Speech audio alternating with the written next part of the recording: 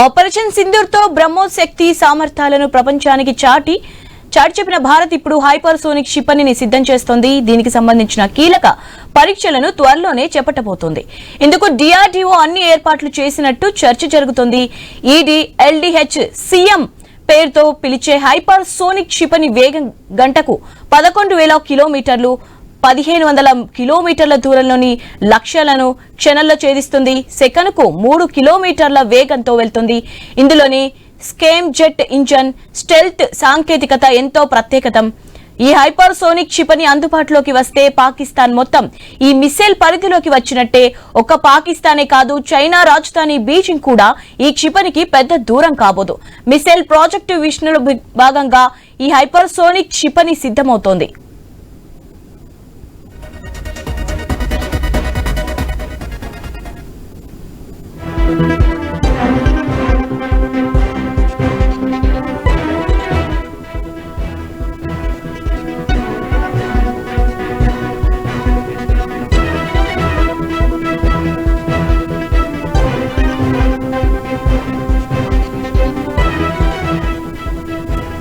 పూర్తి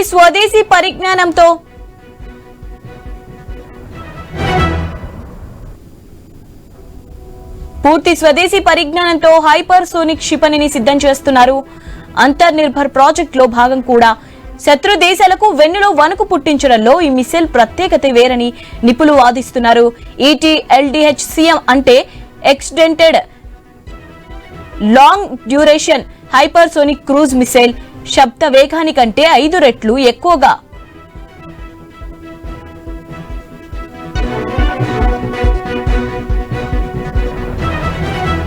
5 రెట్ల వేగంగా ప్రయాణిస్తుంది. ఇది HST-DV అంటే hypersonic technology domain centre vehicle లో భాగం. 2020 నుంచి దీనిని అభివృద్ధి చేస్తోంది డిఆర్డీఓ. ఇప్పటివరకు నిర్వహించిన అన్ని పరీక్షలు సఫలమయ్యాయి.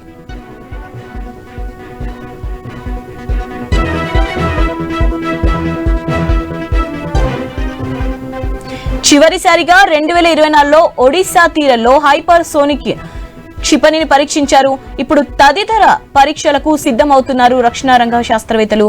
హైపర్సోనిక్ క్షిపణి వేగం పనితీరును గమనించిన నిపుణులు ప్రపంచంలోని మేటి మిసైల్లో ఒకటిగా చెప్తున్నారు. అపరిమిత వేగం వల్ల శత్రు దేశాల రాడర్లకు చిక్కకుండా ముప్పు తిప్పలు పెట్టడం మరో ప్రత్యేకత. పైగా 1,500 కిలోమీటర్ల దూరంలోని లక్ష్యాలను పక్కాగా గుర్తించి ధ్వంసం చేయగలడం ముఖ్యమైన అంశంగా చెప్తున్నారు. గాలిలోనూ భూమిపై నుంచి సముద్ర ఉపరితలం నుంచి ప్రయోగించిన గాలిలో ఉండగానే ఆక్సిజన్ స్వీకరించిన దానిని ఇంధనంగా మార్చుకోవడం ఈ క్షిపణి చెందిన మరో విశేషం. చాలా ఎక్కువగా సేపు హైపర్ సోనిక్ వేగంతో ప్రయాణిస్తుంది. ఈ ఏడాది 1000 సెకండ్ల వరకు స్క్రైమ్ జెట్ ఇంజన్ ను పరీక్షించింది డిఆర్డీఓ. భూమిపై చేసిన ఈ పరీక్ష ఆశించిన ఫలితాన్నిచ్చిందని సమాచారం.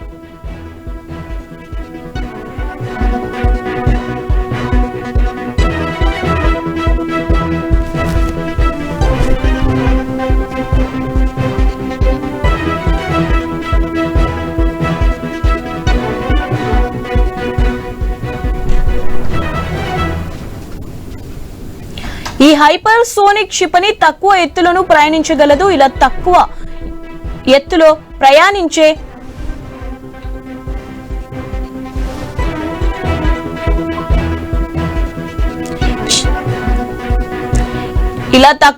ప్రయాణించే క్షిపణులను రాడర్లు గుర్తించలేదు. దీన్ని శత్రు దేశాలు ట్రాక్ చేయలేదు. ఇందులో వాడిన కొన్ని ప్రత్యేక మెటీరియల్స్ కారణంగా మిసైల్ 2000 డిగ్రీల వేడి ఉష్ణోగ్రతను కూడా సహించగలదు.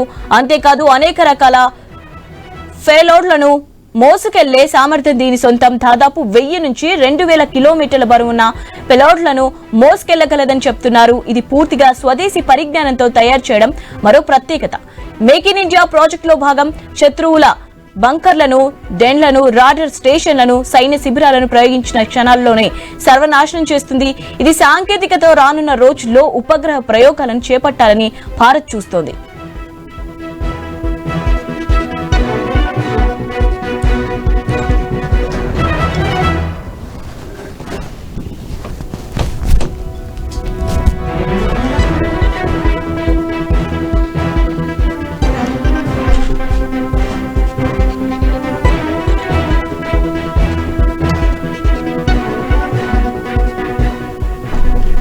ప్రస్తుతం అమెరికా, రష్యా, చైనా దగ్గర ఇలాంటి హైపర్సోనిక్ టెక్నాలజీ ఉంది.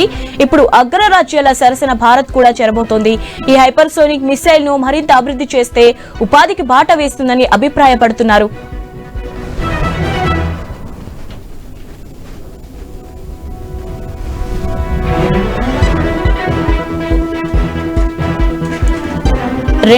లో తొలిసారి ప్రయోగం చేసిన సమయంలో గంటకు 7,500 కిలోమీటర్ల వేగంతో ప్రయాణించింది. 2024 జనవరి 27న చేసిన మరో ప్రయోగంలో HSDV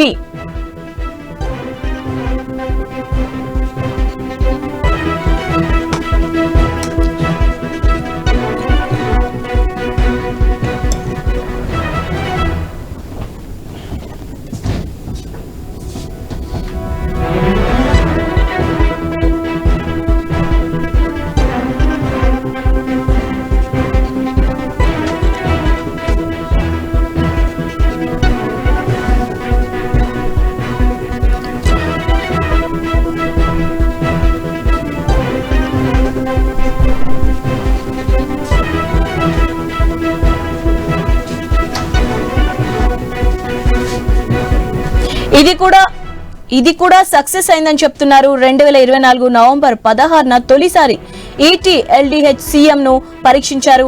ఈ ఏడాది దీన్ని మరింత అభివృద్ధి చేశారు. ప్రాజెక్ట్ తో పాటు బ్రహ్మోస్ 2వ దశ ప్రాజెక్టు కూడా స్పీడ్ లో ఉంది. బ్రహ్మోస్ 2వ తరం క్షిపణి 600 కిలోమీటర్ల దూరంలోని లక్ష్యాలను ఛేదిస్తుంది. గంటకు 6,000 నుంచి 8,000 కిలోమీటర్ల వేగంతో ప్రయాణిస్తుంది.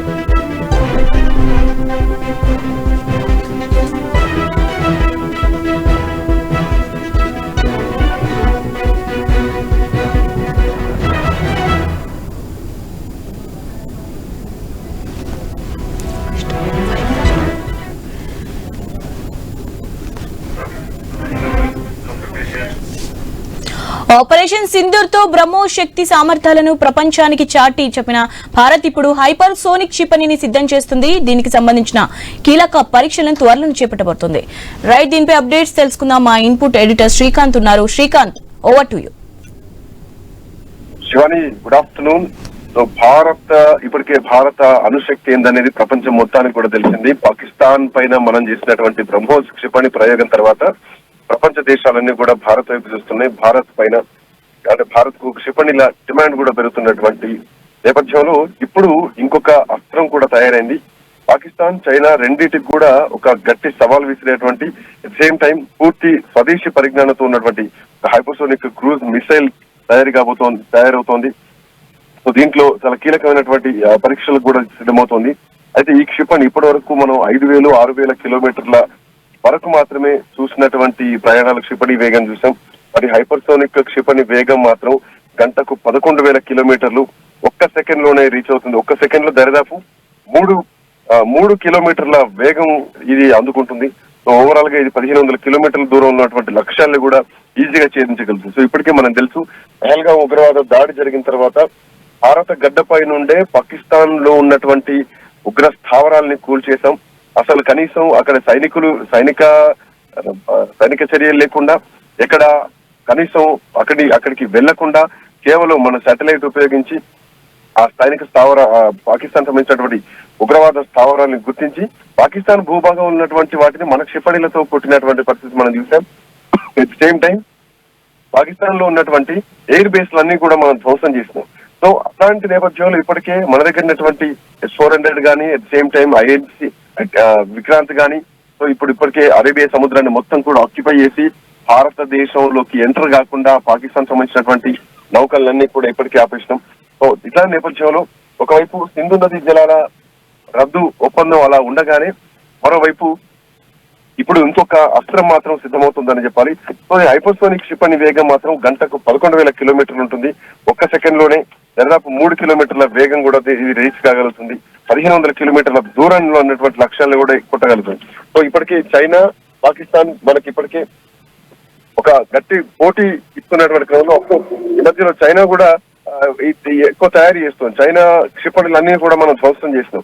ఇట్లా నేపథ్యంలో ఇది స్వదేశీకి తయారవుతున్నటువంటి వెపన్ కాబట్టి దీంట్లో scramjet engine, at the same time stealth కి సంబంధించినటువంటి టెక్నాలజీ దీంట్లో ఉంటుంది.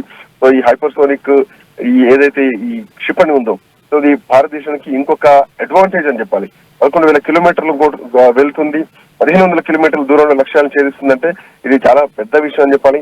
ఇది ఈ క్షిపణి పరిధిలో హైపర్సోనిక్ క్షిపణి ఈ కంప్లీట్లీ కూడా చైనాకు అట్ సేమ్ టైం పాకిస్తాన్ కు చాలా గట్టి పోటీ అని చెప్పాలి. పాకిస్తాన్ లో ప్రతి ప్రాంతాన్ని కూడా మనం లోపలికి ఎంటర్ కాకుండానే ప్రతి ప్రాంతాన్ని నాశనం చేసేంతటి శక్తి ఈ హైపర్సోనిక్ క్షిపణికి ఉందని చెప్పాలి. పాకిస్తాన్ కు మనం వెళ్లాల్సిన అవసరం లేదు, పాకిస్తాన్ లో సైనికులు అడుగు పెట్టాల్సిన అవసరం కూడా లేదు. ఇక్కడే ఉండి పాకిస్తాన్ లో ప్రతి ప్రాంతాన్ని కూడా నాశనం చేసేటువంటి శక్తి అటు ఈ హైపర్సోనిక్ ఉంది. 2024లో ఒడిశాలో చివరిసారిగా దీన్ని పరీక్షించడం జరిగింది. అయితే ఇప్పుడు డిఆర్డిఓ ఈసారి మాత్రం ఇంకొంత అడ్వాన్స్ టెక్నాలజీ ఉపయోగించి హైపర్సోనిక్ ను తయారు చేసింది. దీని ప్రయోగం కూడా తొందరలోనే జరగబోతోంది. ఈ ప్రయోగం జరగబోతోంది. శివాని,